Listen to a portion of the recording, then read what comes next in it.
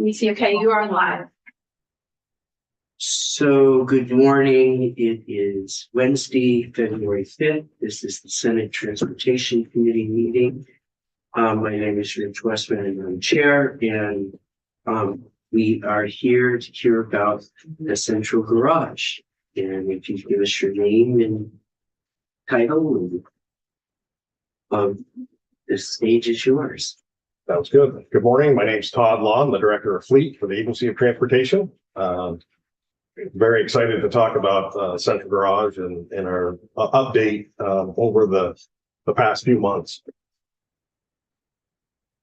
So since last session, we have purchased a parcel. It actually sits right next to the Vermont State Police Barracks in Berlin. Up the hill, away from the Stevens branch where we flooded multiple times over the past few years. The funny thing is the Pond Brook actually that contributed to the flooding down at Central Garage actually runs adjacent to this parcel, but it sits up high enough and hasn't flooded over the past few years. So we're fairly certain we're in a pretty good location here. So this is the location. Exit 7 is right here, Berlin. The new parking ride or the upgraded parking ride is here. The Berlin, another vital piece here, the Berlin Fire Department is actually at the intersection of 62 and Payne Turnpike North. And again, the State Police Barracks is right next door. So we purchased essentially 2 parcels. So this entire area is now owned by the State of Vermont Agency of Transportation. And as you can see, we're utilizing one portion of that right now. What we call the back portion used to be a farm field, hasn't been farmed in a few years. There are some wetlands that kind of restrict this area. So we're trying to work within that and working with our partners at the Department of Environmental Conservation to ensure we can build what we need for the future of fleet maintenance for the Agency of Transportation. The other piece of this front piece, as you can see, there's not a whole lot of wetland impact here. There were 3 buildings up here previously. It's been used for staging for a few other projects that were in the area. They've removed the buildings up here. Whoops. But the thought is that whether it's the Agency of Transportation or another agency within the state of Vermont, there may be some use for this. We know there's still some buildings that are outside the Agency of Transportation that are in the flood zone that we may need to relocate, we as the state of Vermont. Is it okay to ask questions? Yes. So, so the blue is that paved already? The blue is paved area. Okay. Right now that's a great question. Right now, the roadway going into this parcel has been completed. It's a wetlands permit and a Corps of Engineer permit that we would need to build on this parcel. There is one there already. We would need to expand that a little bit. The reason we have fairly sizable areas in here for paved parking.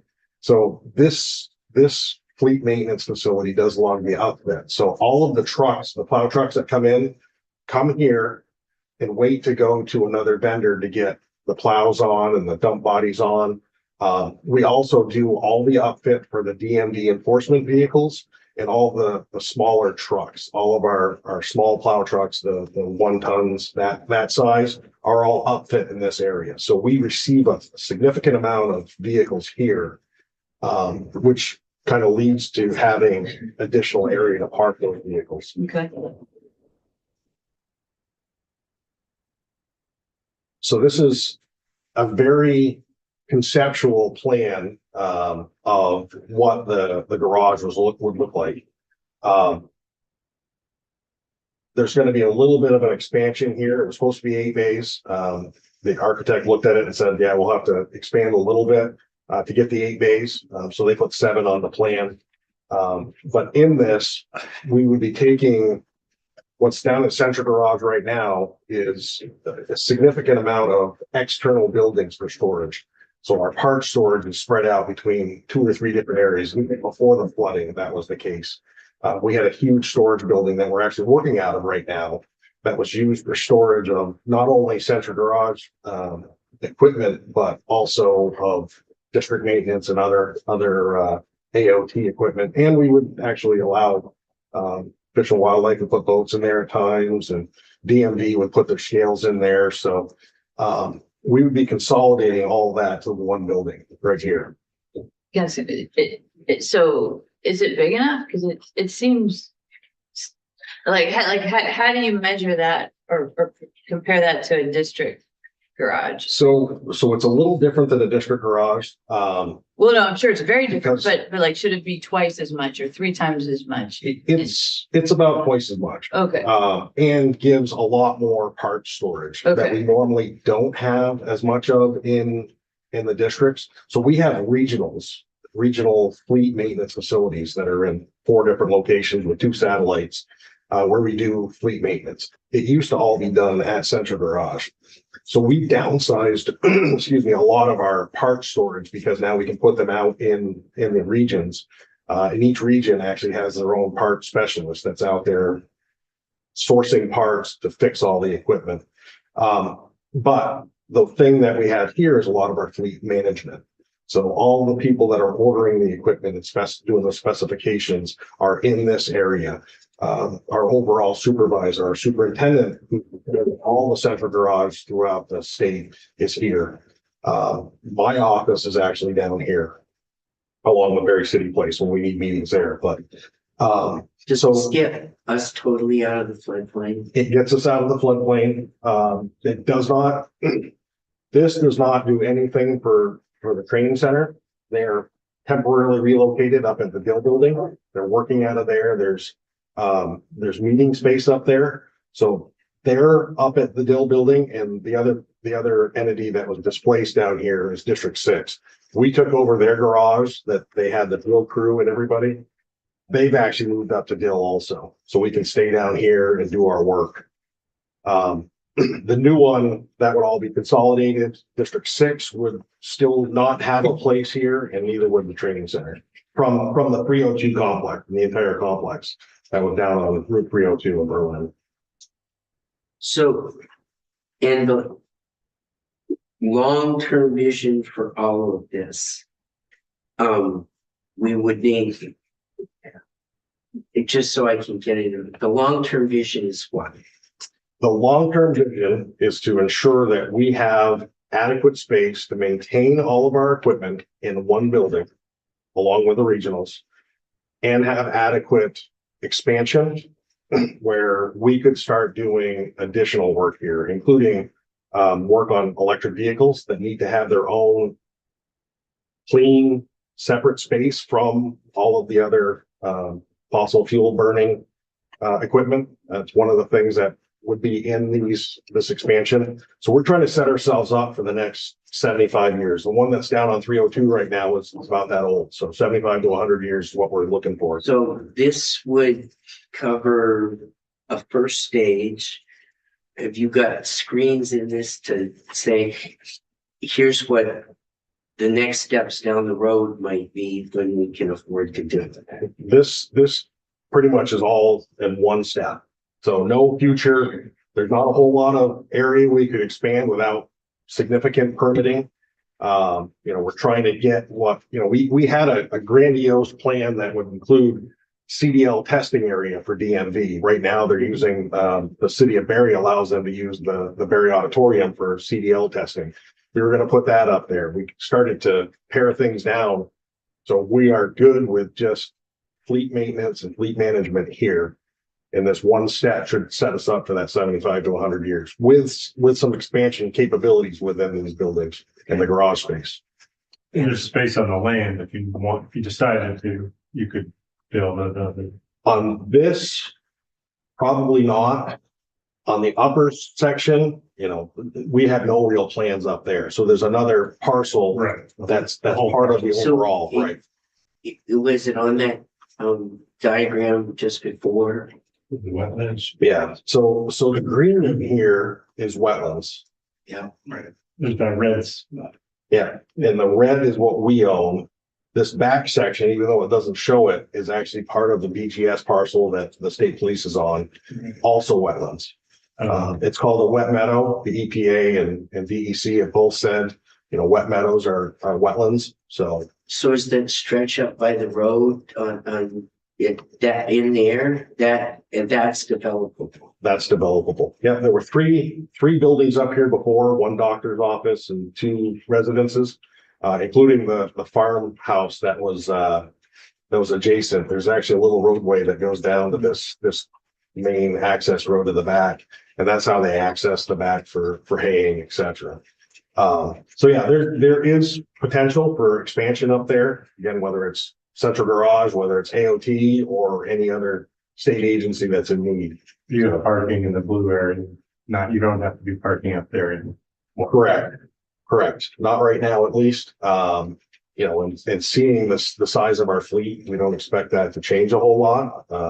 But this gives us a lot of storage area for repairs of equipment. And of course, it has to be on an impervious surface. And then when we're doing the upfit. So, this gives us some space where we can stack everything.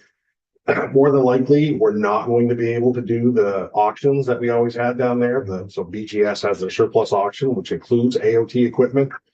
More than likely, there's not going to be adequate space because there's not an open area enough to house everything, because everything comes down to the 302 complex right now and is staged along the fence line, and where there used to be buildings 70 years ago, now there's nothing, and that's where we've been staging all the auction equipment. So will you continue to do that down? The plan right now is to remove everything down on 302 and turn it back over to the river and do floodplain restoration. And of course, our partners at the Natural Resources are definitely on board with that, as are our neighbors with Montpelier and Berlin. All three of those entities are extremely excited about turning that parcel back into floodplain.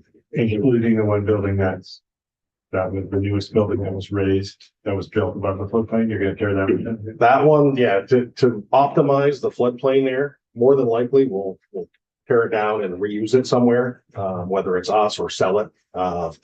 So, it's still viable. It was put in 2006, 2007. So, it's got a fairly long, lengthy life expectancy, but You're gonna have a lot of sad people with the auction then. I don't think it will. Talking with our friends in New Hampshire, they do theirs at other locations. And of course, there's other places, the flea market has their places, and a lot of things are actually going online now. Right. Or at the airport, maybe at the building.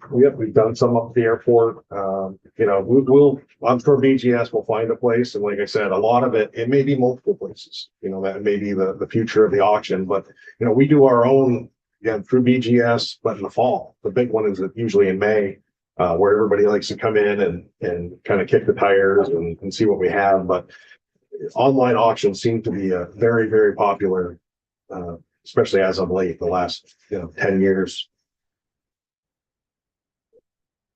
Yes. Yeah, go ahead. I know it's kind of random, but do you do those truck rodeos? We have in the past. We bring in operators. We used to do regional competitions and then do a statewide.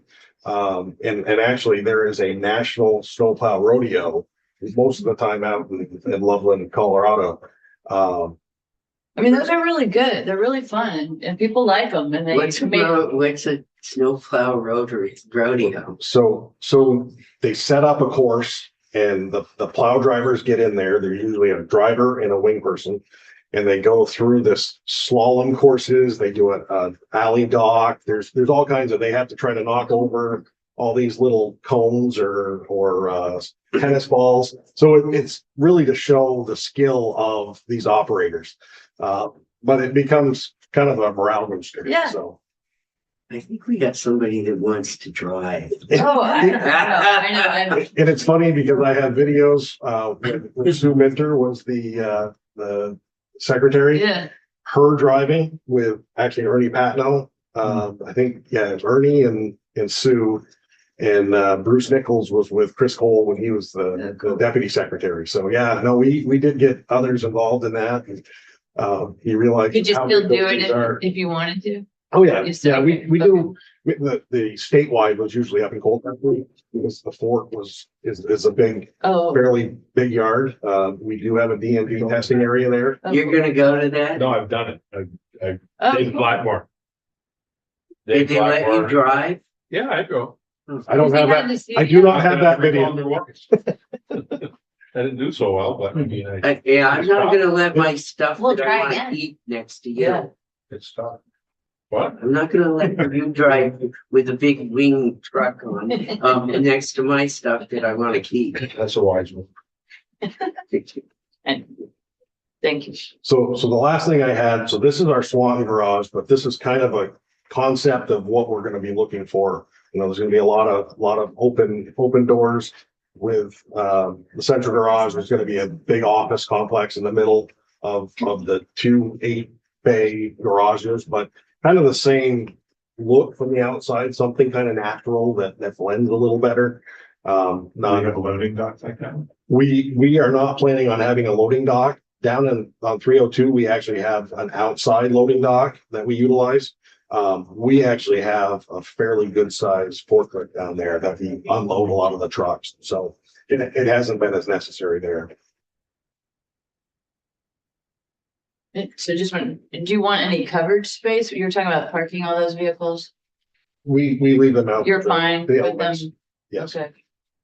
And it may give us something in the future for putting in, canopies that, Solar. Yeah. solar canopies and yeah. That's not in the first phase, obviously. Yeah, it doesn't need. And it could be, Yeah, we could expand. you might want to put conduit out there so that you're ready. Yeah, we will have conduit, because we will have charging stations here, but. Yeah, that's exactly what we did in Swanton, was put in the conduit, as part of phase 1, and of course, phase 2 kind of followed right behind with the office. But the office is gonna have quite a few, chargers in that area, so we put the conduit in as phase 1 and. And when's this all supposed to be done? Depending on who's scheduled, so we do have some time-consuming permitting to do. We have a Corps of Engineer permit. We have a wetland permit to expand the footprint, from what's permitted now. We'd like to hope by next year we're starting construction. If everything comes in line like we're hoping. So I would say within a couple of years, hopefully we'll have a facility that we can move into and then start So we gotta hope deconstructing. there's no floods until then. That would be one big one. The staff that's working down at the central garage and on 302 is working outside of the original building. So there's a little bit of struggle there. It's not as efficient as it was, but morale's pretty good and they're doing some amazing work, even in those temporary, including, where we used to have sheetrock walls that were painted, now it's plywood, unpainted, and the crew's still doing an amazing job. So, talks to the resilience of our people too. So we should see the preliminary stuff in the budget come in. Yes, and we are looking, so for the funding piece, we are working with Guidehouse, who is the state's consultant who's working with us on the FEMA declaration. So instead of a little different funding source, we're looking at the alternatives program. So instead of fixing up what's down there now, we're providing them with estimates and hopefully they'll give us funding like they did for the Waterbury complex. So we can rebuild at another location and not just fix up what we have. And that alternatives program has been around for a while. And Guidehouse predecessor was actually influential in getting us the funding we needed for the Waterbury complex. So hopefully a lot of that's covered through that funding source called 428 through FEMA. Well, I think we'll be looking for updates. It sounds like a wonderful thing. Hopefully I have great news for you. Any other questions? Thank you. Thank you. Well, 5 minutes ahead. You ready? I just need to do that qualification. Right. I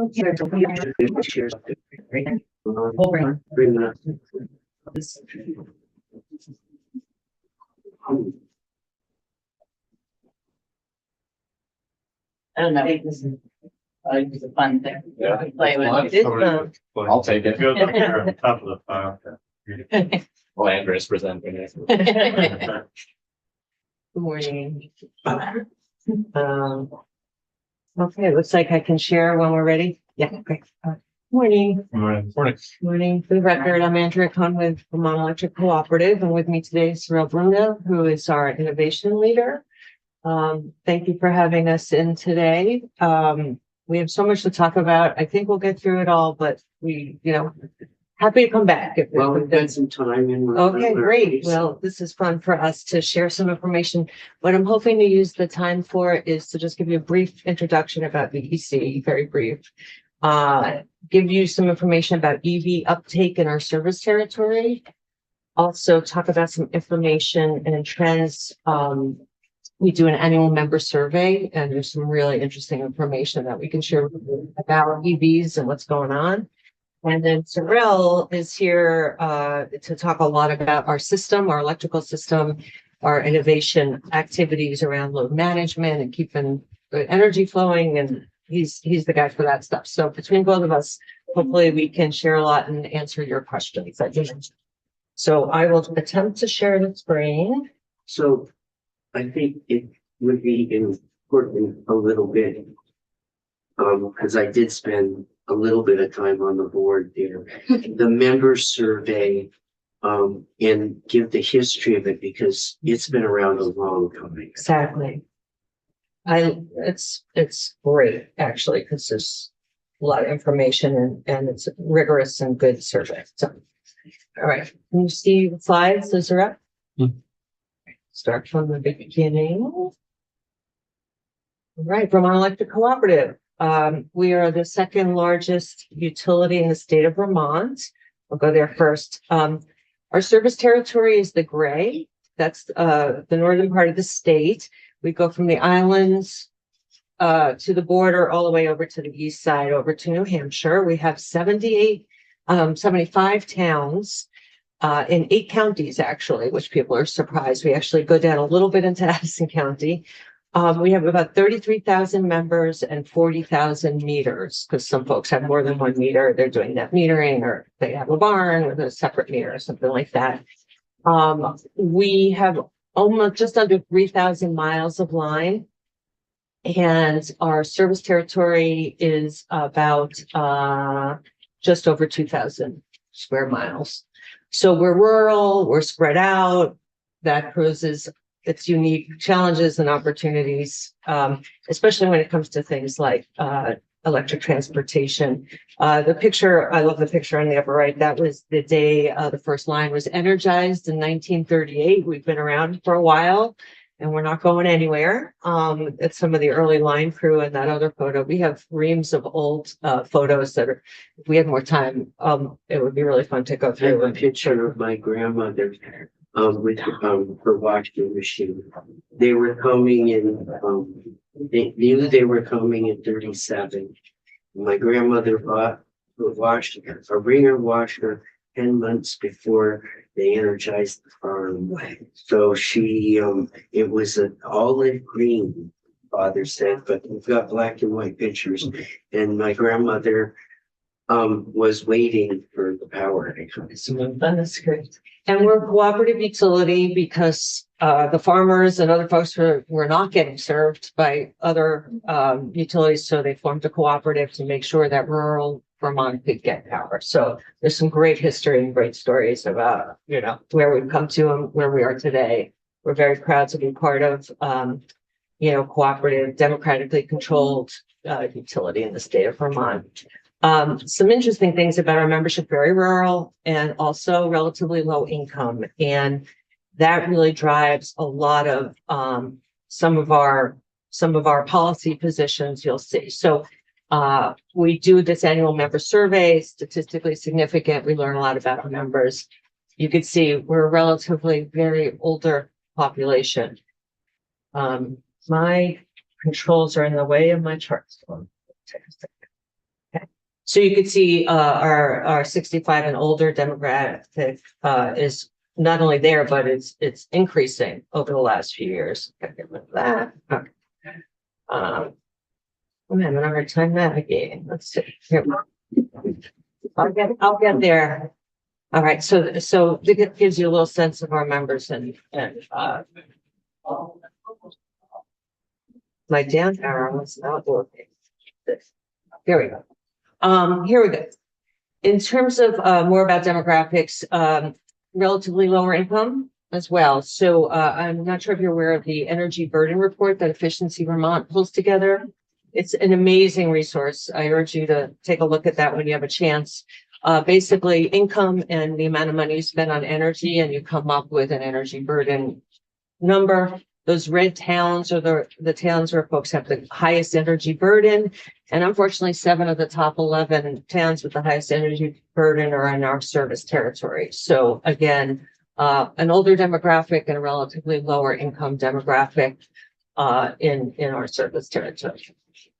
So all this plays into our mission and our goals. And there's 3 things we're always thinking about when it comes to policy and implementing our work, which is we got to keep the lights on. None of this matters. If we can't keep the lights on and the energy flowing, we could talk about EVs and electrifying heating and cooling, but if we can't keep the lights on, that's not going to work, right? Also affordability, you all hear plenty about that. You're aware that, the cost of doing this really matters. And we always have our eye laser focused on that as well. And our board is very committed to carbon reduction. And a few years back, passed a resolution that we would be 100% carbon free by 2030. And we're well on our way to doing that. And as you're aware, there's some state programs, regulatory requirements that have us in the carbon reduction business in terms of what's called energy transformation programs. And we've embraced that and we're working really hard on that. But we're trying to do it in the most cost-effective way and a way that doesn't compromise reliability. So energy transformation, we have a full suite of incentives and programs, including EV incentives and EV charging equipment programs. And if that's something of interest, we can really dive in. We have a $500 EV incentive and a $500 adder if you income qualify. We provide free level 2 chargers to folks that are in our energy transformation program. And Sorel can talk more about what we're doing with like transformers and system upgrades to accommodate this increased load. Sorel put this together. Thank you. It looks much better than the one I did, where it's showing EV and hybrid uptake in our service territory. So Mr. Murphy shows you some statewide data. Well, we're able to look and see what's going on in our service territory. And as you can see, this is cumulative between EVs and plug-in hybrids. We're almost like at 1,000 vehicles in our service territory. You'll see the EV and the hybrid gap is widening. We're actually finding folks who are not as into hybrids as much, like they're making the jump to all electric vehicles. Go ahead. Andrew, can I ask a question on that graph? It says from the EV incentives list. Mm-hmm. What is that? That's our energy transformation incentive. So if you've got an incentive, so when a member gets an incentive, they are right. And Israel will talk a little bit how we're identifying people that haven't gotten incentives, because there's some things we can do. So like registration data or something. right, we would love that actually. So if there's an opportunity to access that, you could. It's definitely tough for us right now, right? We use that incentives list, but there's folks who haven't had incentives. We have a lot of folks who are second homeowners. Therefore, we basically pay for analytics to identify where electric vehicle activity is occurring, because we need to know, right? And I'll touch on this in later slides of just the impact that these electric vehicles have to the electric system. So I would say if we had access to the data that's already out there, it would be a huge help to us in ensuring reliability and affordability. So where are those EVs in our service territory? These boundaries are our districts, our board member districts. Senator Westman was District 12. Oh, you were the west side. It's the west. Right, you were the west side. So as you can see, the west side of the state has a lot more percentage of the EVs than the east side of the state. We were interested in digging in a little bit. We know there's this many EVs on our system. Well, where are they? Who is jumping in, who's not? And I have some more information about this. But as you can see, Essex or Orleans, you know, the uptake is not the same as Chittenden County. And from policy making, you know, both us and you, it's helpful to know this. Also, Sorrel dug in and saw that of all the EVs that got incentives, about 20% of them income qualified for that adder, or self identified as income qualified. So these are our actual incentives. This is where those have gone in our service territory. So we were really interested in understanding more about this. So this is a member survey question. There's a lot here. I'll hit the highlights. Every year for the past 5 years, we said, what's the likelihood? Because we wanted to get a sense of the future. We said, what's the likelihood you think you're going to be driving electric in the next 5 years? Give us a little sense for planning. And the options were, I'm already driving electric, I plan on driving electric, or no way. I have no interest at all. If you look at the chart on the left side, what's really interesting, the trend is the percentage of folks that are like, I'm not driving electric has been increasing the last 2 years. Of course, the bottom line, the folks that are driving electric is slightly increasing. And the folks that are saying I'm likely to are either converting to the no way or I already have one, right? So if you look over to the littler chart on the right side there, you could see that over the past 2 years, the percent of folks that are driving electric or likely to in the next 5 years is decreasing. We found this really interesting. And so we asked the follow-up question to that. If you don't think you're going to be driving electric, why not? Right? We'd like to understand more. The greatest obstacles to driving electric for the people that said no way is, no surprise, cost of vehicle and battery range.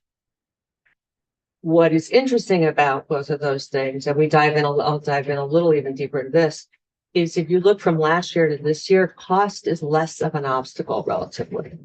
Right? You see, it was 51%, now it's 43%. So the people that are not going to drive electric, there's cost is less of a factor, which we found interesting. I know shopping for EVs, there's a lot more options, lower cost ones this year than there was last year. So the manufacturers are, doing a lot in that space. Incentives, what role are they playing? How much do they have to be or not? Like, is it kind of a but-for thing? Like, well, I was going to buy it anyway, and that's nice that VEC gave me $1,000, or is it that really made a difference? Like, those are interesting questions to find out. But so that we dug a little deeper because we could see in our member survey a little bit of the demo. Oh, these are my notes, not on the slide. The cost of the vehicle, what was interesting, what we found out was it didn't matter your income level. Everybody cares about the cost of the vehicle. Doesn't matter if you're at the high end of the income or low end. We had different buckets of income. And everybody cares about the cost, high or low. That was interesting. The battery range concern, what was interesting, the stuff that was significant difference was the people with the greatest income, $100,000 or more, were the ones that really cared about battery range. It was not everybody. They were the ones that really cared about that. We look at this and we say, okay, well, manufacturers can do a lot in both of these spaces, right? The cost of the vehicle, the battery range, there's a lot that could be done there. And, what is appropriate, for VEC, we're still discussing about like what else we do maybe. In the just don't want one category, people that were like, no way, I just don't want a vehicle. The east side of the territory, again, the folks that aren't doing it are still not planning to do it. They're just a little dug in on this. And folks that rent versus own homes are way less likely to want to drive, say they're going to be driving electric in the next 5 years. Yeah. So renters are less likely. Okay. Yes. And in terms of that slide right before, another thing that I just didn't mention, did I mention? Yeah, the renters are the highest, like in terms of the category of least likely. It's again certain districts. are much less likely than others, and renters are much less likely, and lower income, it totally tracks directly with income. The lower income, the more unlikely, the higher income, the more likely, totally trends together. Affordability. Mhm. Well, you, A lot of it. yeah, Perception. Right. perception, and it's very political too, we know. Unfortunately, right. But there's also many used electric vehicles now. So the price, so that price is obviously It'll come lower. down. Well, there's more than there has been. Yeah, We're just getting to the place where there's second generation. right. Yeah, it's hard to find them. I am shopping right now for a car because Because you blew or Matt blew one out. my husband destroyed a car. So we're shopping and it's really, the market's tight. Like I'm waiting a month and a half, maybe, or more for a car that I'd like, For a like, new one. yeah, Yeah. Yeah. Yeah. Right, well, and that's Shouldn't be been doing that way. wheelies in parking. I know. But we're live streaming, correct? We'll see the. Let's hope Matt's watching. We'll make sure we timestamp it and send it to him. So Victor, I'll turn it over to you to talk about some of these. Do you want me to drive for you? I can follow. Okay, Oh, no. since we're in the Go back. transportation committee. Yeah. Somebody has to exactly, drive. right, that's right. Got my seatbelt on.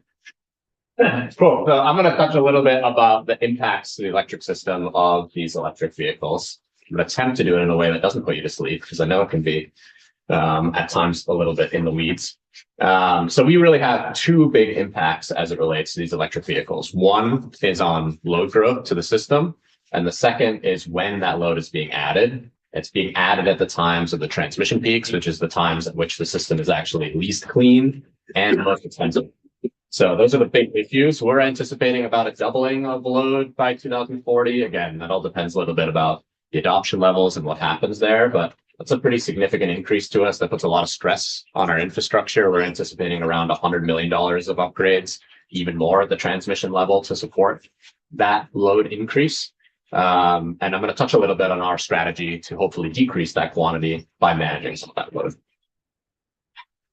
So, in an attempt to kind of share what this load impact looks like, this is a chart here of what someone's typical load looks like.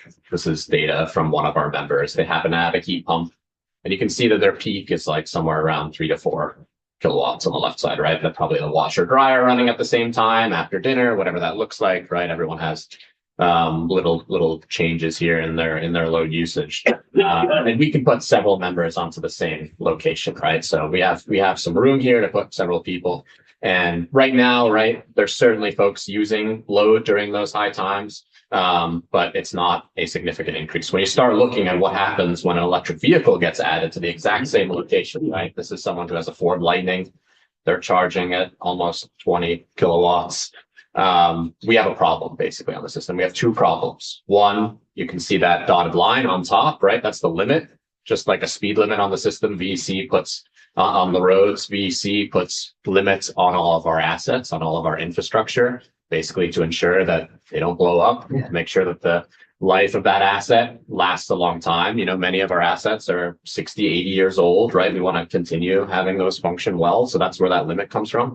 And then the second piece, which I touched on a little bit earlier, is that load they're plugging in at 5 p.m., right? 4 p.m., whenever they come home from the office, that is the least clean, most expensive time of the day. So we have both of those two challenges that we're trying to mitigate. Today, as it relates to the upper limit, the infrastructure limit, we are actually giving out free transformer upgrades.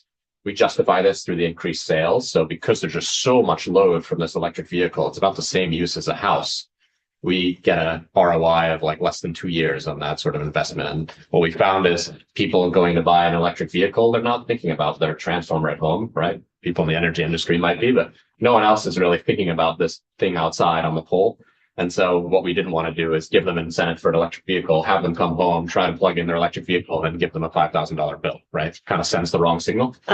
So that's why we've made that decision. And I'll touch a little bit on how we're hoping to actually shift that strategy a little bit to a more affordable strategy, even than that.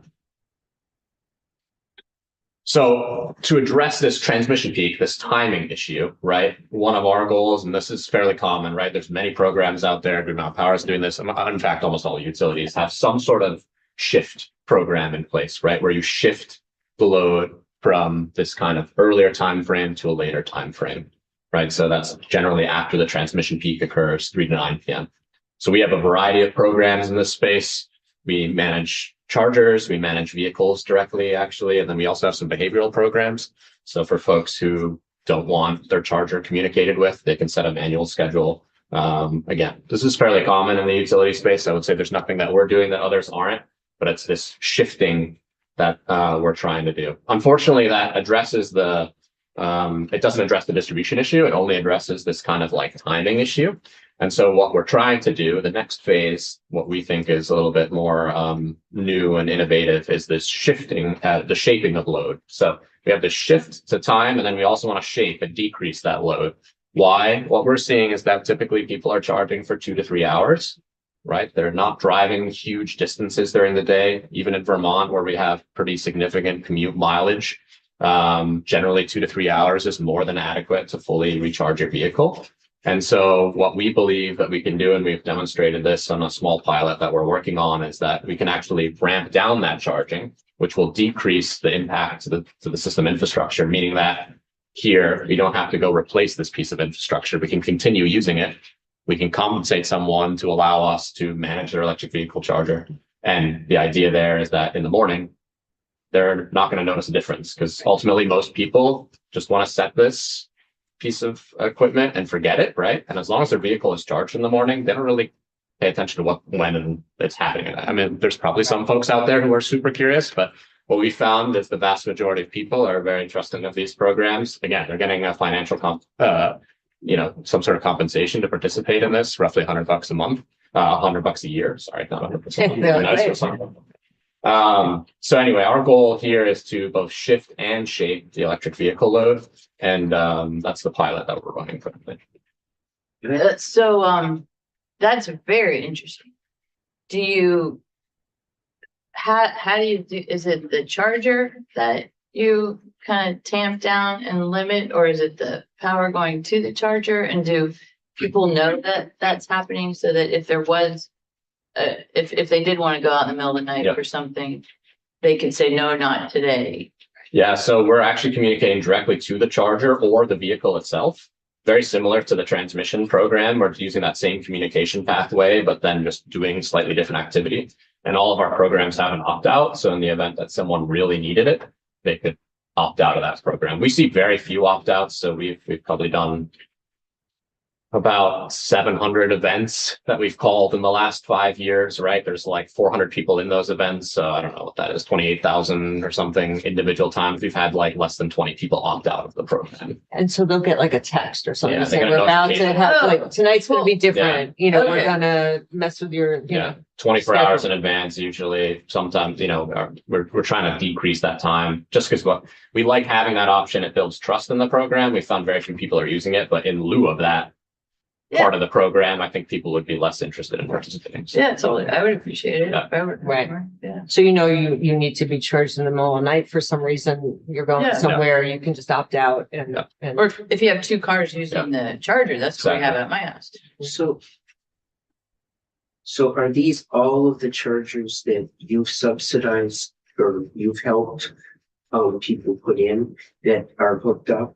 Yeah, so it's twofold. One is we have a charger aspect to this. To your point, yes, those are the ones that we've subsidized to basically allow us to manage those loads. And then second, we have around 70 vehicles that we communicate directly through. That's through Cell, so very similar to like the OnStar network.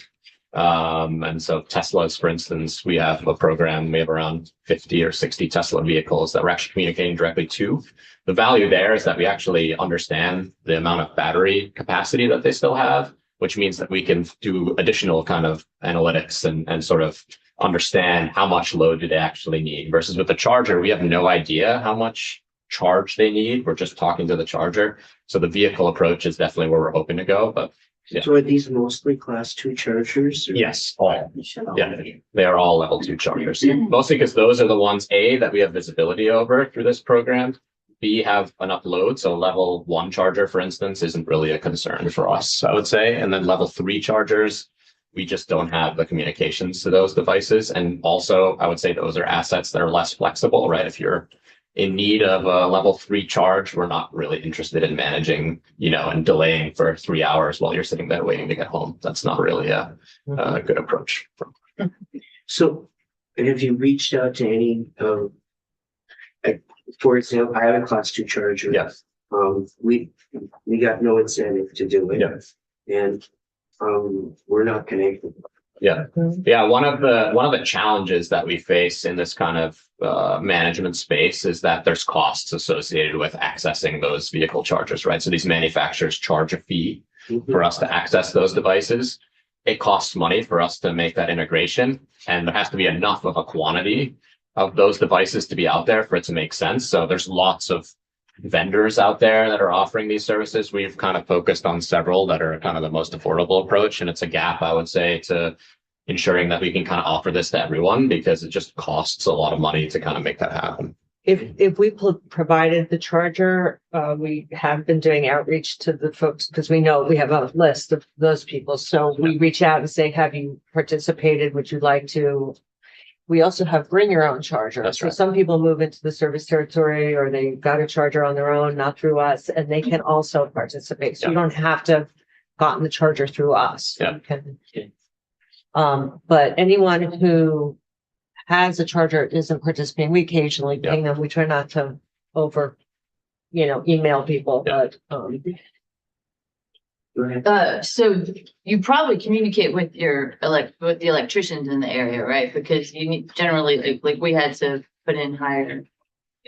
right, we had upgrade. Yeah, so some electricians don't know about this and Correct. how it all works, but Yeah. do you do outreach to them? I don't think we've done a direct. Yeah, I would say we rely pretty heavily on Efficiency Vermont. They have the contractor relationships already for all kinds of electrification pieces. So they're really our conduit, I would say, to get information more so to the masses, because again, there's just so many different entities, and they're the ones who kind of have had a lot of those relationships. So I would say in general, yes. And as we continue to get from like a pilot phase to a true program phase, we see this as like a really valuable way to decrease the cost of connecting these electric vehicles. I would say we're not there yet on being able to like fully roll that out, but our strategy is very much headed in that direction. Go ahead. On the graph of the 150, that was KW on your y-axis, or that? Is this the Yeah. Yeah, kVA and kilowatts are kind of like this wonderful complexity. So for all intents and purposes, you can consider those the same. There is slight differences in there, but I would say they're. Well, just because the level 2 charger is not going to be anywhere near that. This is a real level 2 charger. This is a 19 kilowatt. So if you get a Ford Charge Station Pro that operates at like up to 19. yes. Okay. So those are obviously like significantly more concerning. The typical charging speed we see is between like 7 and 8 kilowatts roughly, right? But again, if you have a couple people, this is an example of a one-to-one relationship. If we had 2 people on the same transformer, which definitely we do, Right. then all of a sudden we have the same issue. Or, I they're, have 3 chargers and none of them go over 8. yeah, yeah, right. That's fairly typical. These are less likely, but obviously using the extreme example to demonstrate the point. But Okay.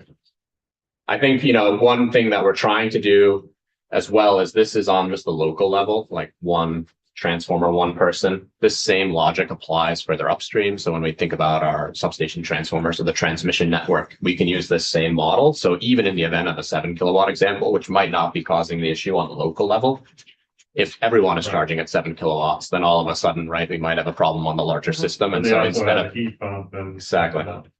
So our goal again is hopefully we can leverage this sort of initial learning, this initial pilot, and we're partnering with Velco to kind of look at this and understand, hey, can we also use this for transmission issues? Because a lot of the issues that they're identifying, they're identifying like almost $1 billion worth of upgrades by 2040.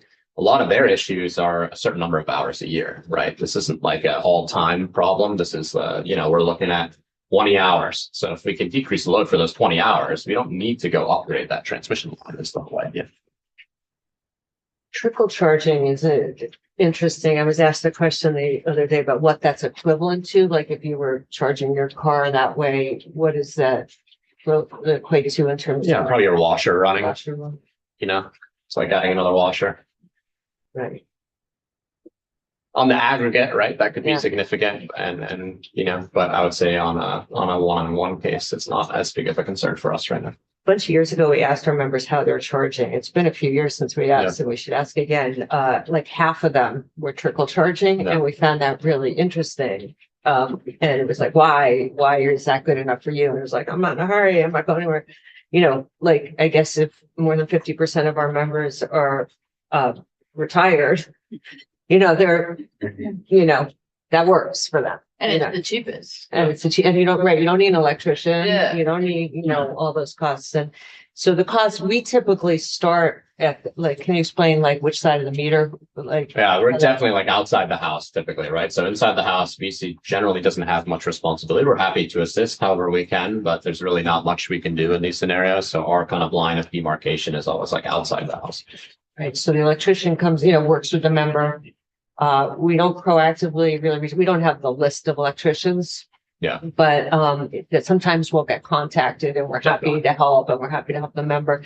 But there's costs there, right? So to your point, like sometimes people are just like, trickle charge is fine. I don't want to, pay an electrician. I don't want to have to, even if we're providing the meter, the charger free, there's still going to maybe be costs that they incur. And I will say that, like, we've seen definitely an increase in the amount of people who've basically come to us and said, like, hey, my inside the house needs to get upgraded. It's a significant cost. Is there anything you can do? Actually, one of the new chargers we're deploying now has the capability to kind of manage on inside of the house. It's not something we do. It's something that's kind of automatically programmed in. And we have seen a couple of various options. We generally, I think what we see generally is that the electrician space is kind of definitely still learning how exactly to navigate these challenges without the kind of traditional approach. Just like here, we're talking about a non-traditional infrastructure approach.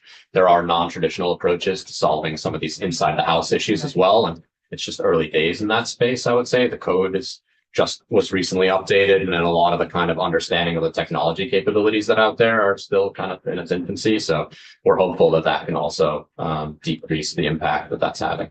And Powerwall, do you do anything with Powerwalls? We have a bring your own battery program here, so we don't actually purchase them and give them and lease them out. We have a bring your own device program. We are starting a grant funded income qualified battery program this year, which will be taking that kind of GMP route. So we have around 120 batteries enrolled currently, which is about half of the ones that are out there. We get folks around $30 to $60 a month to participate. Was that federal? I can't remember who funded that. It's part of the funding. It's our- Yeah. So that's feeling safe right Yeah. now. Opportunities for future, who knows, right? Yeah. All the uncertainty around that, so. Senator Lane's got questions. Thank you, Mr. Chair. This is a lovely presentation. I appreciate you taking the time, and I'm very familiar with this. So it's nice to see that VEC is kind of entering this frame of thinking about electric vehicles as well with load management. I'm wondering, you talked about making changes internal to the home.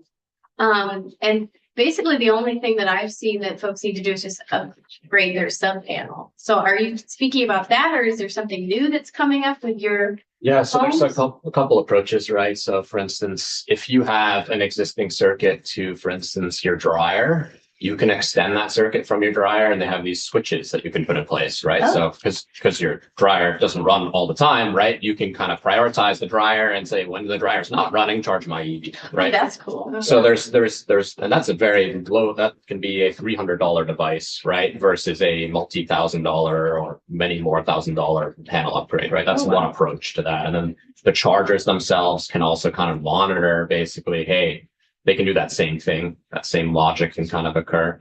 So again, there's technology that can drastically reduce the cost and burden. That's exciting. Yeah, when we, my dad upgraded our sub panel when we got an EV charger, and I got a pretty good discount, so it wasn't in the thousands of dollars. It was like $250. Yeah.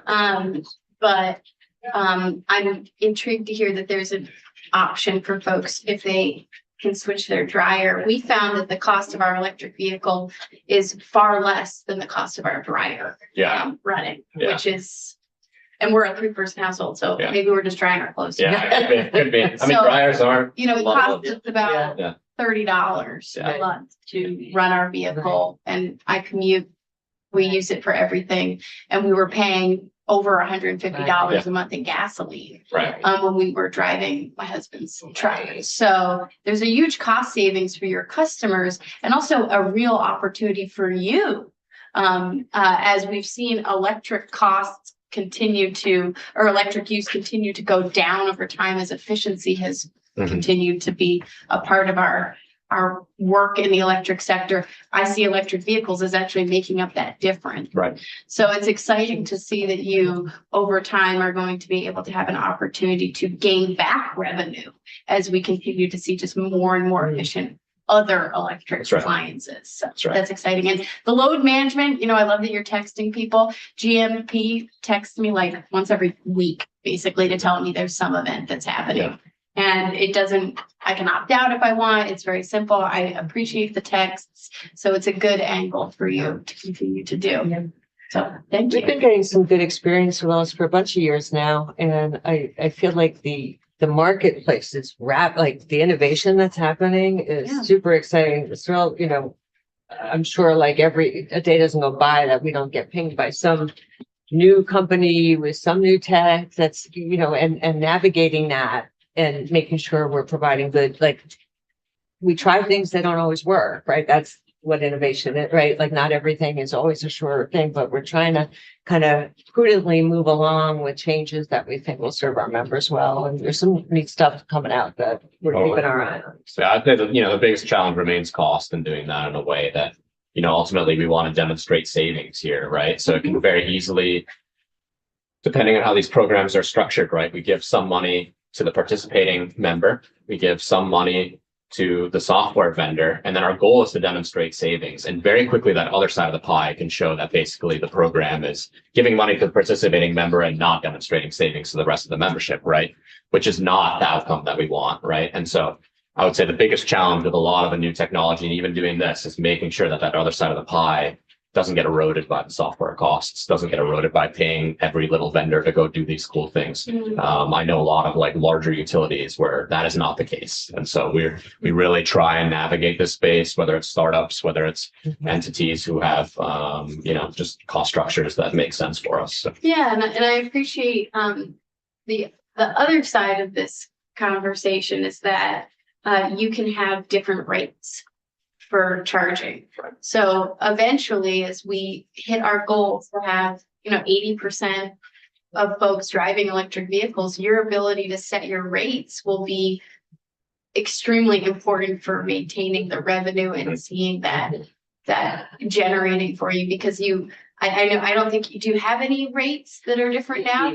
No, just in general, do you have like time of use rates? Yeah. Yeah, so that kind of thing, I mean, we saw it when people went to electric hot water heaters. I mean, it's the same conversation, so. I mean, Exciting. rates, there's a lot there, right? And one of our priorities is that as we try to get people to transition to electricity for driving, for heating and cooling, for all these things, we need to keep those rates low, or else the value proposition, like if you're looking at the cost of alternative fuels versus electricity, we want to, be competitive, right? So there's a lot of things that go into rates, and some we control and some we definitely do not. So a lot of times you'll hear us in the building talking about, please don't do this or do that. And because affordability, and also just for carbon reasons, because we want people to transition, we have to not keep having electric rates go up, right? So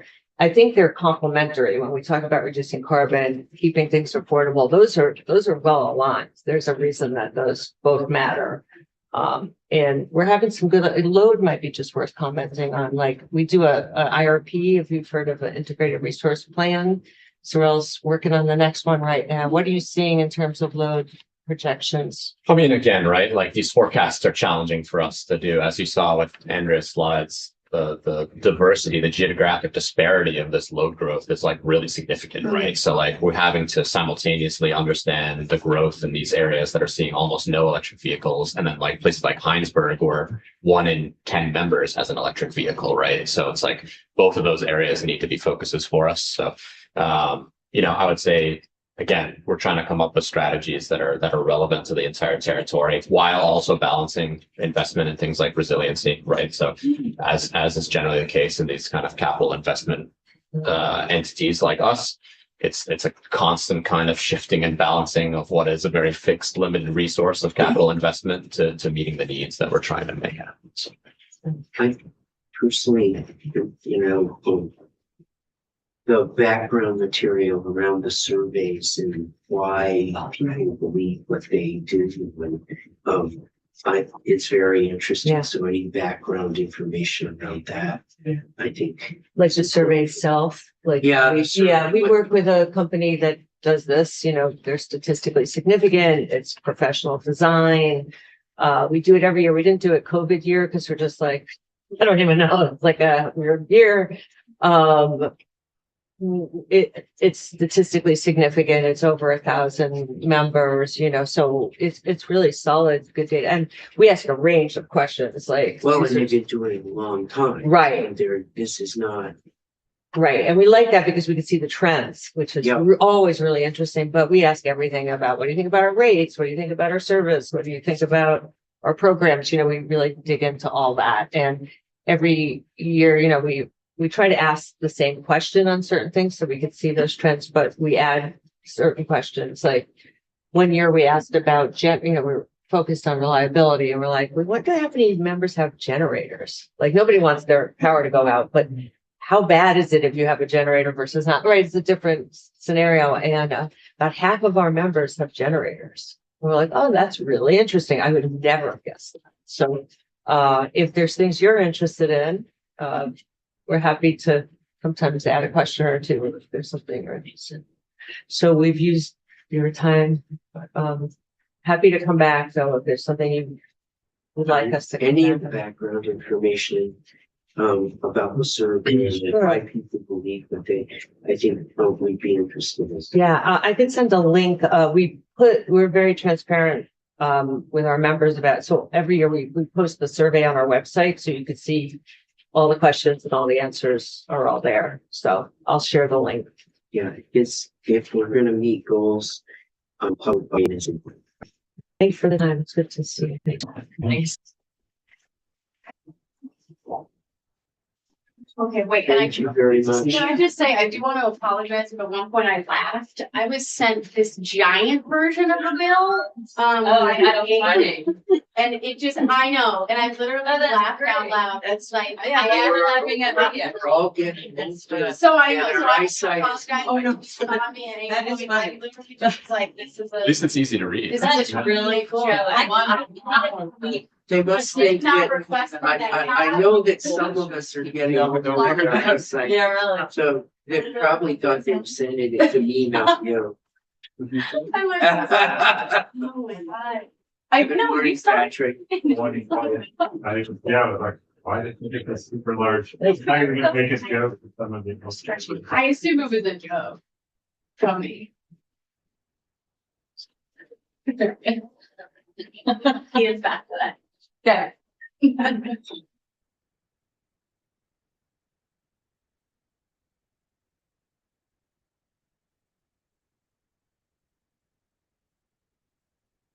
Patrick, were you in DC? Did you come back? No, Oh. it's just, Shell, James. Yeah, somebody had to stay home and do the work. That's it. Do Is it I, working? I don't I mean- see where I can present it. but- You have one? Yeah, I'll get it. Sorry. Thanks.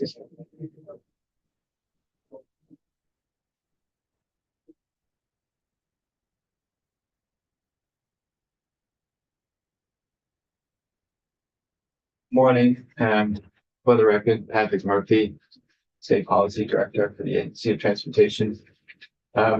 Just have a few slides to go through Mhm. to talk about how how close we came to the EV infrastructure fee this last session, and then Well, I know we're just getting started, so, sure. but an update is probably good. So we'll go through sort of the thinking behind it last session, what we're expecting for revenue, and then just some of the issues that have come up as EV is trying to implement. I won't read all of this. It's here for reference if we have to go back to the actual text. Well, Andy wrote it, so he can probably help us. But I will just summarize. So there's 4 sections in last year's TiVo. The first section just establishes the fee for $89 for battery electric vehicles, $44.50 for the plug-in hybrids. And it does so by tying the fee to the registration fee. So it's not setting an absolute cost. It's a relationship between the registration fee. If the registration fee were to change, then it too would change. It directs the revenue from the EV infrastructure fee to the Agency of Commerce Community Development in support of their community charging programs. Last year, there was not a lot of money in the budget as this year to be able to go into what Andrea and Cyril just talked about as being a significant issue, access to charging, in particular thermal charging. And so I think the feeling of both committees last year was that by linking this fee, there would be greater acceptance of the fee in the first place, but then it would benefit both existing and future EV owners. The other statistic you heard earlier was around EV adoption among renters, and so providing home charging access, whether it be direct or shared, is an important way to provide that confidence that you can get by with an electric vehicle. If you have to sort of charge out and about using the public infrastructure, it becomes more of a challenge. You're competing for spaces and for the ability to get around. So this Could section, you just remind us, sure. Andy might be better at this than, why didn't we come up with that, 89 and 44, 50, and what was the history of that? Sure. So I can skip ahead. Is that ahead in your presentation? Yeah. Well, then, Okay. don't do it. Okay. So just the second section 37, it directed DMV to implement a public outreach plan. They did this this past fall to notify all EV owners that there would be a fee, that would be followed by a communication when you actually go to renew your registration. So people aren't paying the fee all come, January 1st. They're paying on their registration cycle. And some people have, the 2-year registration cycle, so they won't see this fee until next year, possibly. So Section 38 then actually repeals what was introduced in Section 36. That upon passage of a mileage-based user fee, you would then have the fee for battery electric vehicles replaced by that MBUF. And then for plug-in hybrids, you would have that fee continue. But the linkage between the revenue and the charging infrastructure would then be severed and it go back to the transportation fund. So, and then Section 39 directs the agency to include a project in the FY26 budget for the commerce and community development to support this multi-unit dwelling charging and the workplace charging. And that's the piece that we need to have a conversation about today. What about if the fee, if we accomplish what we want with charging stations, that's where the fee's going down, right? That's right. We get to where we gotta get without implementing the mileage-based user fee system at that time when we reach where we're supposed to be with charging stations. Does it sunset then? Yeah. If we haven't implemented the program? So the language as it's written only sunsets after a mileage-based user fee is implemented. It's unlikely that the amount of revenue that we'll see from this will get us to like our Where we gotta go? full charging needs. And we do plan to bring language for this session to actually put into statute the outlines of a mileage-based user fee for plug-in electric vehicles, which would, we hope, can still be done on the timeline that we've presented in the past, which is July 1, 2026. So, from now until, you're talking about 18 months, there's not going to be a significant amount of Right. revenue or excess revenue if it were to continue. Okay. So this is just the language that was included on DMV's website, and some of the language was then adapted to what's being included in the registration renewal notices. I think we had a conversation at some point earlier in the session about what people were understanding the fee was going towards. And so all folks who are renewing their registrations from here on out are receiving this kind of message that not just what the fee is, but what it's going towards.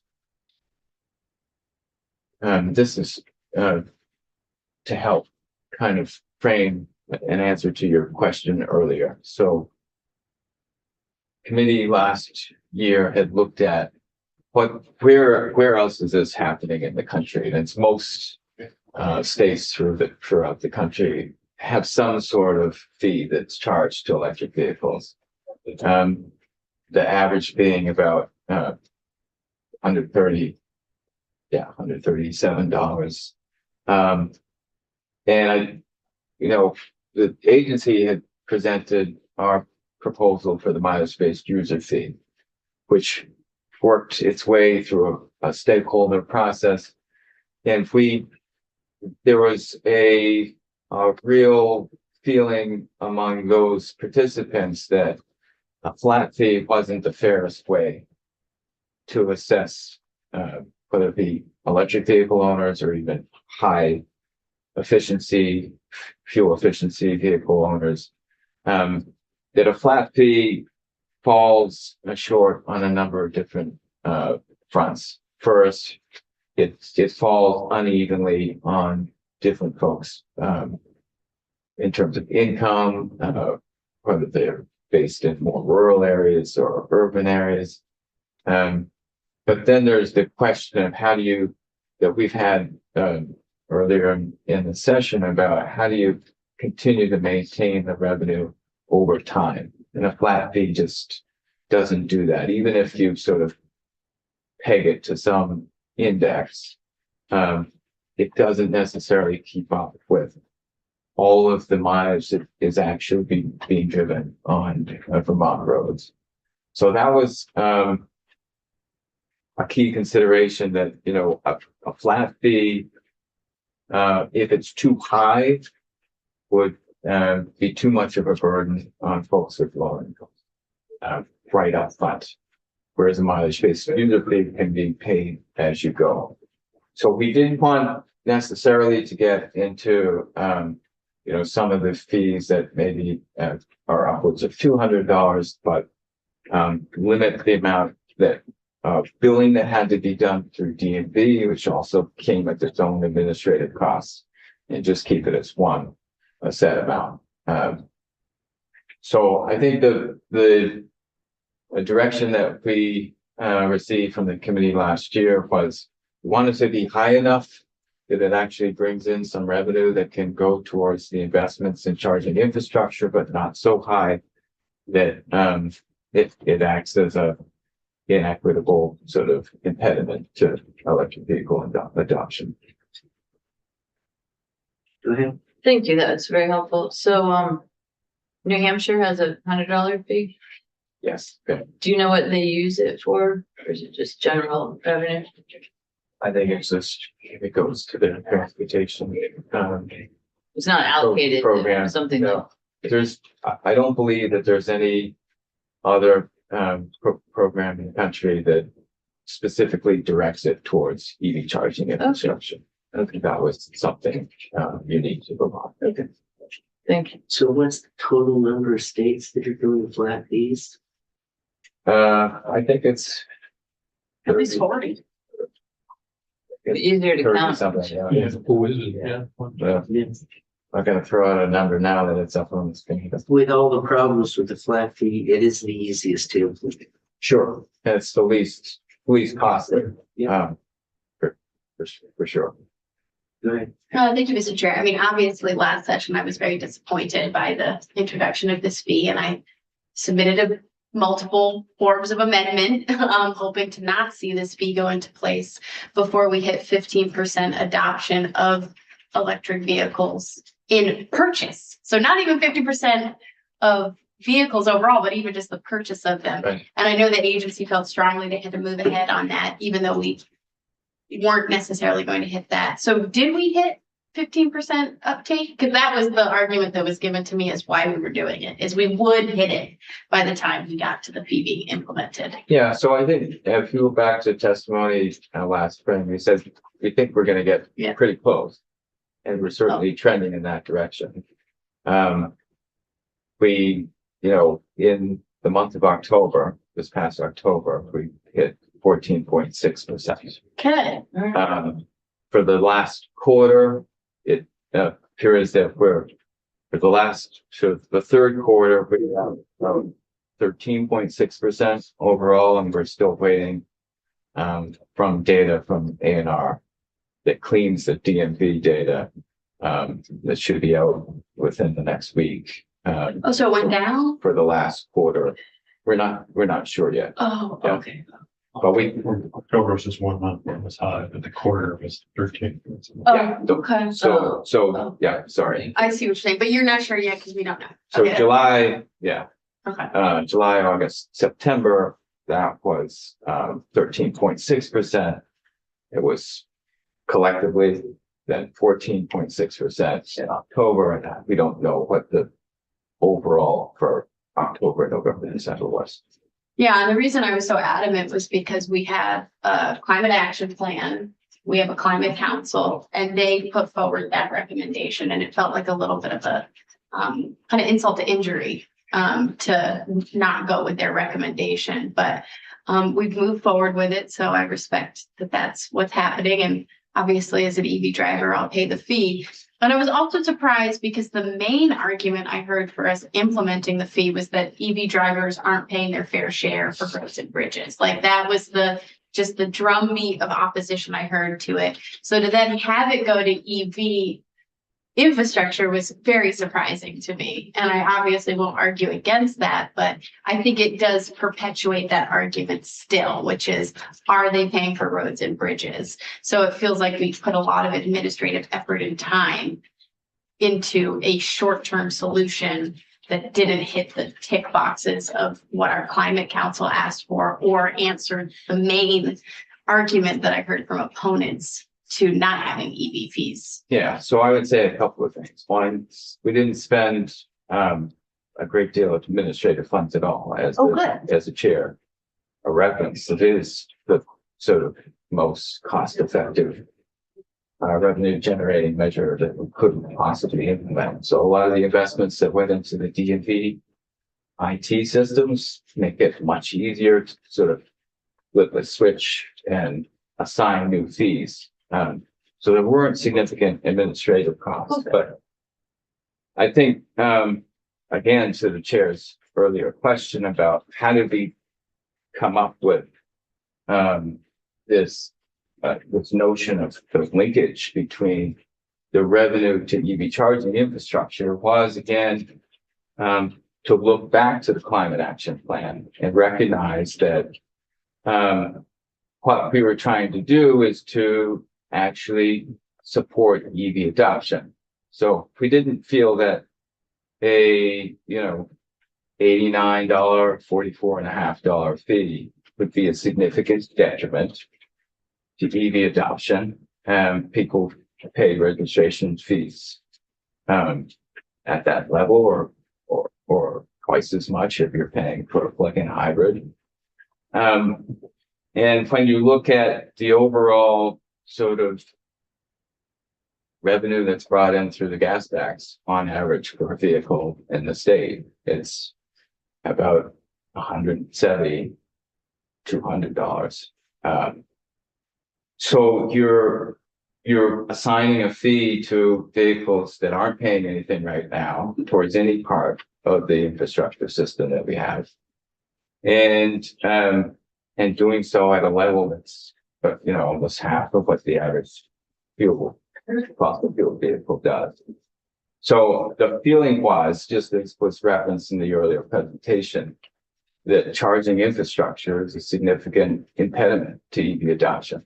And the more that we can invest in that, the more people will feel comfortable at making that shift. And I think the committee decided that investing in particular in multi-unit dwellings and workplaces, ensure that this was done equitably, that people would have access to home charging if they were a renter or lived in a multi-unit dwelling, or they would have access to workplace charging as another means to kind of access charging outside of, their residential situation. So I don't wanna, but how much more do you have in the presentation? just a couple of slides. And then, I do have a few questions about the decisions made for the workplace versus, more, where we, decided to direct these funds. So if we can get that, then maybe we can open up a little discussion. So, and just to clarify, one more point is that this proposal originated in the Senate committee, not from the agency or administration. Thank you for making that point. Sure.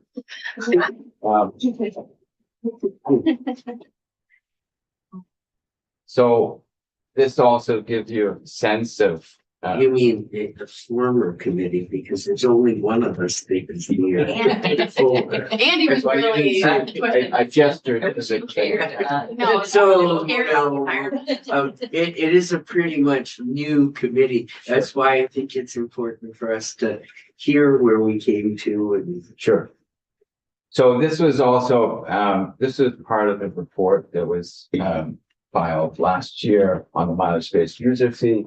And it gives you a sense of what on average, different vehicle types pay. I think, when we presented in House Ways and Means, for example, whether it was last year or the year before, sort of one of the takeaways for members there was just how little, on average, Vermonters pay for the infrastructure that they use every day. So we have, the low end of, if you had a vehicle traveling 5,000 miles, that would equate roughly to about $89 in the gas tax, $44.50 for the plug-in hybrids. You could drive 20,000 miles and still pay less than the average gas tax that a fossil fuel vehicle pays. So these are the revenue projections that were worked up for the committee's consideration last year. They might have been on a napkin or something, but this is put more neatly into a table. And they're based on Belco estimates that were done several years ago for a medium EV adoption scenario that had low, medium, and high adoption scenarios, and we're tracking just above the medium adoption curve for that data. So we used the vehicle counts based on where we expected we might be at the beginning of those years, and we projected out the $89 and $44.50. So looking at, and then these were taken by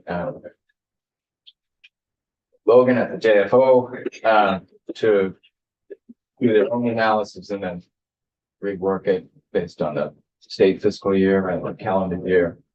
And so this is the initial estimates provided by the Joint Fiscal Office, just noting that the state fiscal year 25 was based on an earlier iteration of this proposal that had DMV implementing fee in October.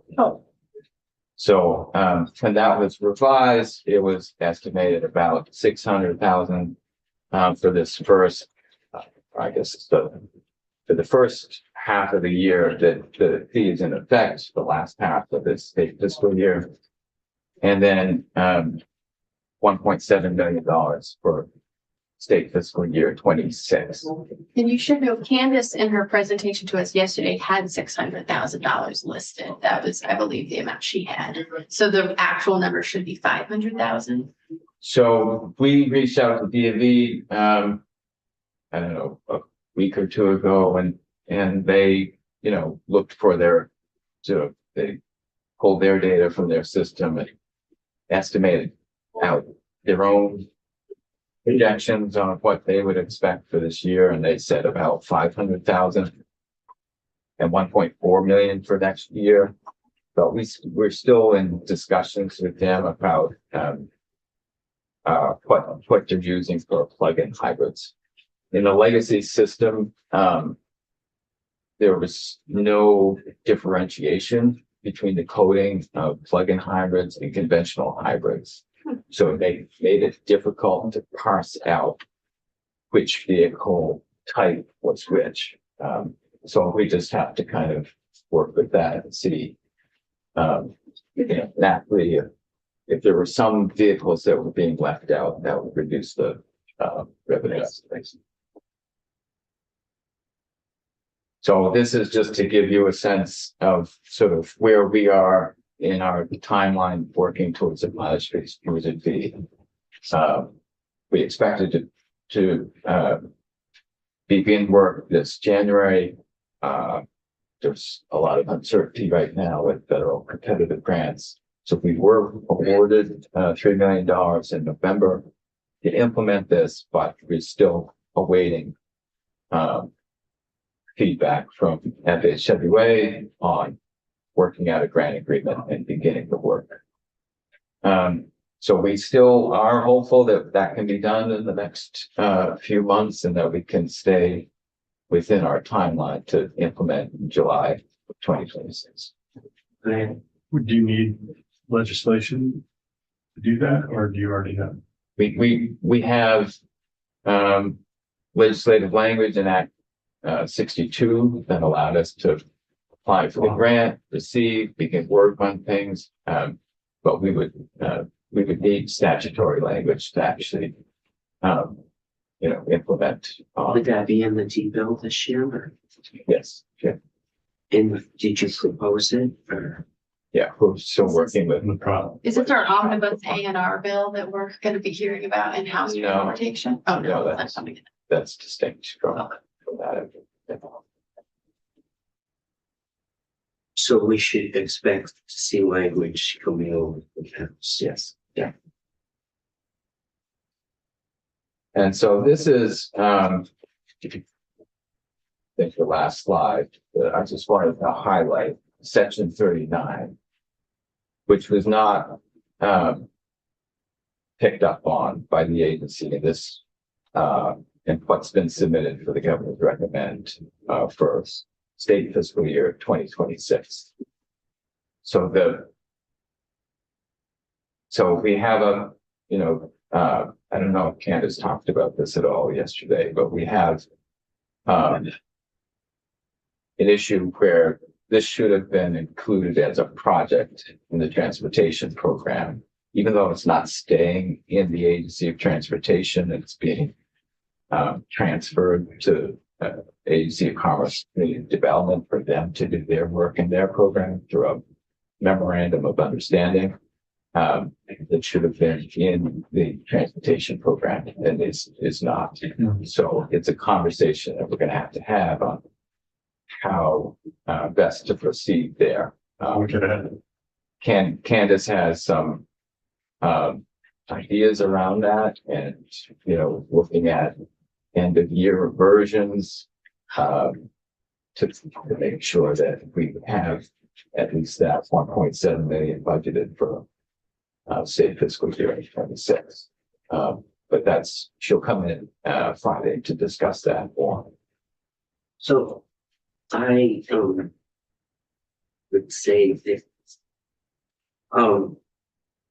I'm still not real clear why how the decision was made in this committee and in the legislature about multi-unit developments and workplace. I'm still not clear about all of that, and I don't really know what I think about all of this because I'm just because most of the charging, 85%, is done in homes. There is somewhat of a disconnect for when I hear the power companies come in and they're trying to control the load to make sure that there's some connection whereby we don't charge during peaks. We have ISO New England who comes in and said, we certainly can manage load to provide power to everybody, but if we do it at the wrong time, they have to use a carbon product to generate, which I'd like to avoid. And it disturbs me that we put charging stations in generally around, and there's still some out there that there isn't the maintenance for. That I just find that disturbing, and not sure there's anything to do about it, but I just think there's questions around all of that I'm not settled in my head that as we moved into this area, is that exactly the right places to be? And those are just general questions that I have about all of this and I know as we marched off into that, are we doing it? Did we make the right decisions around that? Yeah, go ahead. You want me to, from my perspective, we had a multifamily charging program. Yeah. We got reports on it. It had run out of money. We had the NEVI fund, so there was a bunch of work happening in the state to do level 3 chargers on the corridors following our NEVI plan. And there's money there the utilities are working with homeowners on getting chargers, whether it's free or discounted. So that seemed like it was happening. Homeowners that could afford it were doing it, and there were some incentives there. Where there seemed to be a gap is with folks that lived in apartment buildings, and how that program was successful, but the money had run out. So that was seen as a gap, and they could still participate in the utilities charging programs, charging rates at a multifamily building. But those people that live in apartment buildings were going to likely buy an electric vehicle or a plug-in vehicle if they had no place to plug in at night, because that's, like I said, that's the most convenient time to do it. Workplace, there's similar, there was a program, money ended, and that's another place where people are stationary for a big chunk of time. So it's not for every business, Yeah, but so that's why we did it. We said, well, you can do it for both, because sometimes, you know, you just don't get those apartment buildings to apply or whatever the problem is. But if there's a business that has employees that are there all day, it's kind of the same with charging at night. You're just charging during the day. They could also still participate in the utilities management programs. So that was the reason around choosing that program, because that seemed like a good program that was successful, where it was a gap in our charging. Why?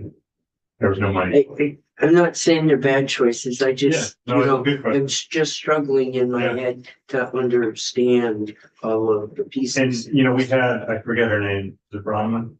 Yes, yeah. She's great. You to have her come in and talk about that program and why, you know, when it's successful and what need it's meeting compared to the other charging programs. I still do find it, and not to say that we put chargers in and then we haven't Well, yeah, the maintenance is a maintained, big and problem, that bothers me. yeah. Yes, thank you, Mr. Chair. So that bothered me too. And the ones that I mentioned that were particularly bothersome, that was 5 years ago, 4 years ago. So from what I heard of the presentation, the state learned from that. And so the new charging areas that you mentioned were just one of them, that the contracts for that sound great. Go out 5 Because it years. includes maintenance. and Yeah, I that's like wonderful. that. So we have learned, which is terrific. And then just on the apartment buildings, because actually rental homes can have chargers, which is a fair amount of our rentals are single family homes. So they can have chargers, and many of them do. We talked about this in economic development last year because we had a bill. And it gets really complicated with the multifamily because there's issues from the owner of the multifamily.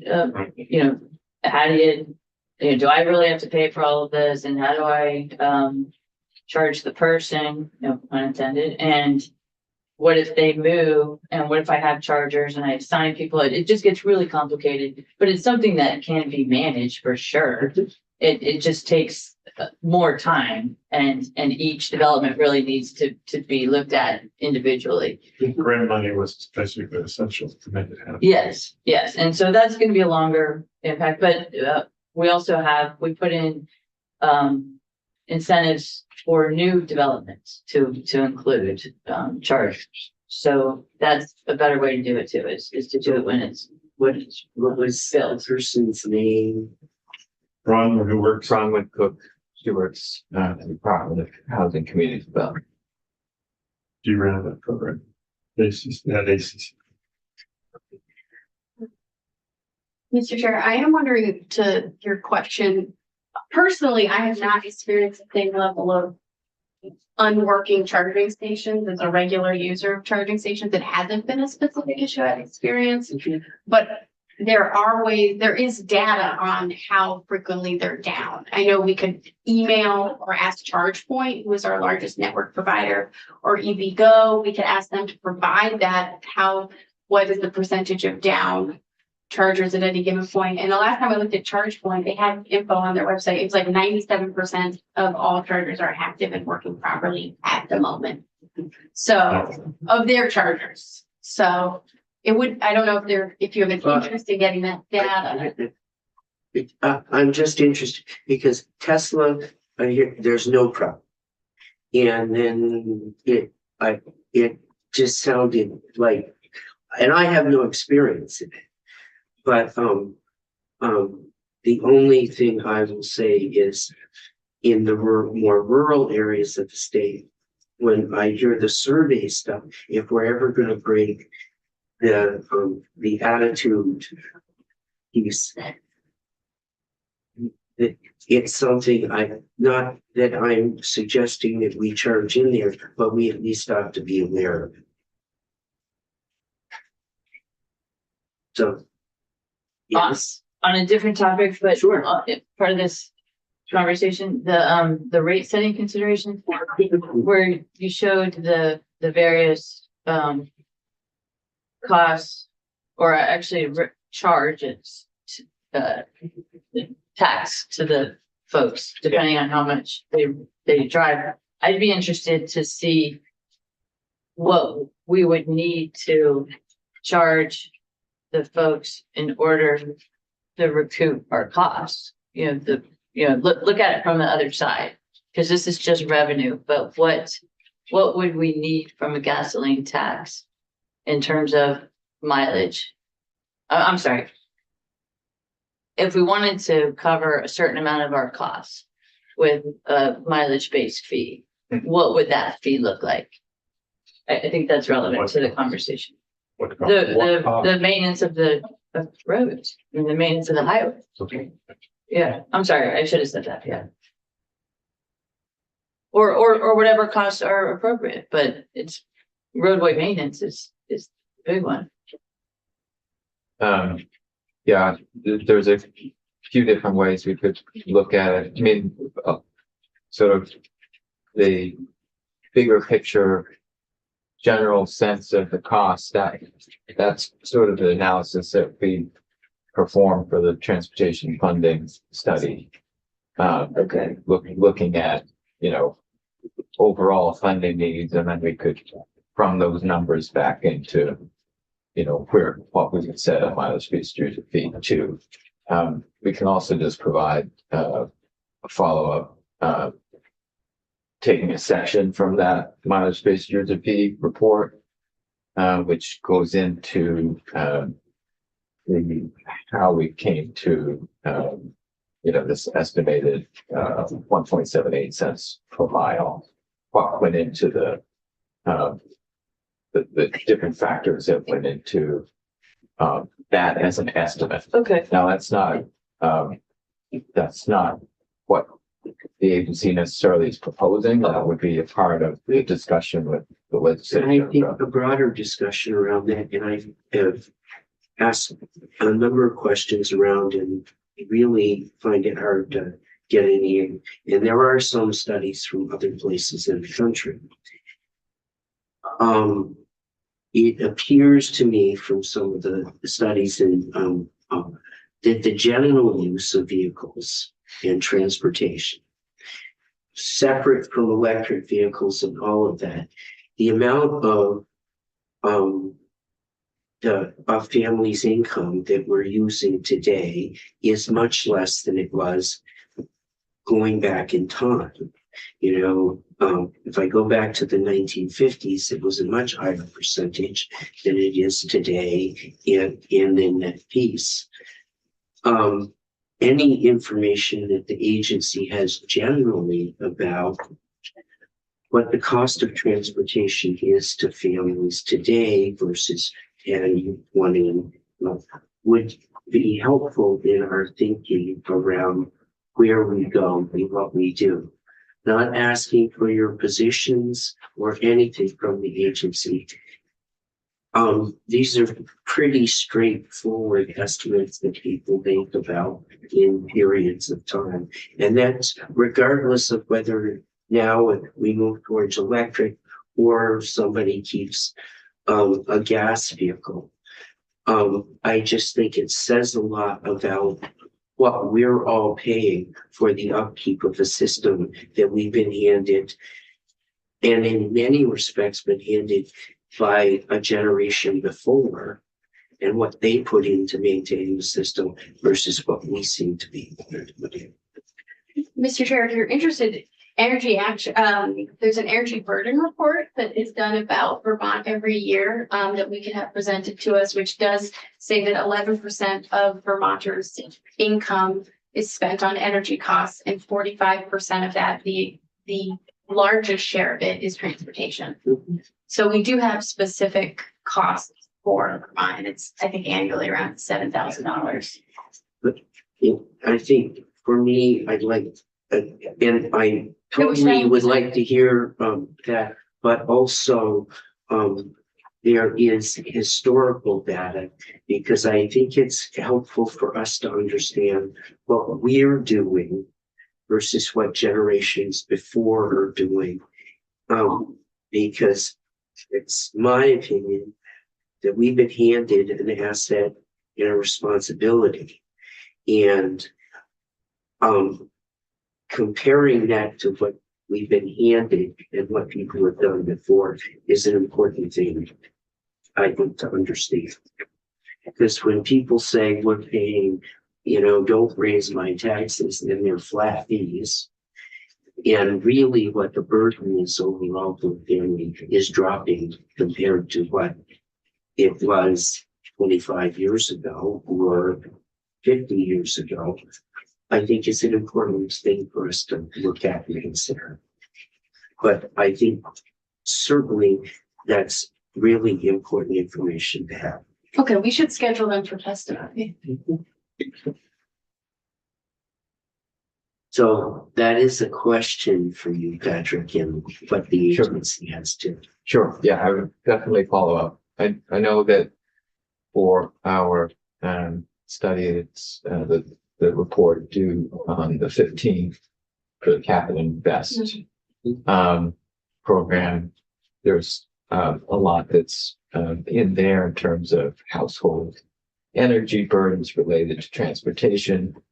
Now, given the mix of different fuel sources and what it might look like in the future, so we can probably draw some out of that report. I would suspect as our revenues drop in transportation because of flat fees and stuff, the burden on families is probably dropping too. So, Great, thank you. yeah, that was just a follow-up. Yeah. Because yours was specific to electric, but I'd like to see it in the overall too. I didn't mean for it to be specific to electric. I wasn't clear then. Yeah. Yeah, just all cars.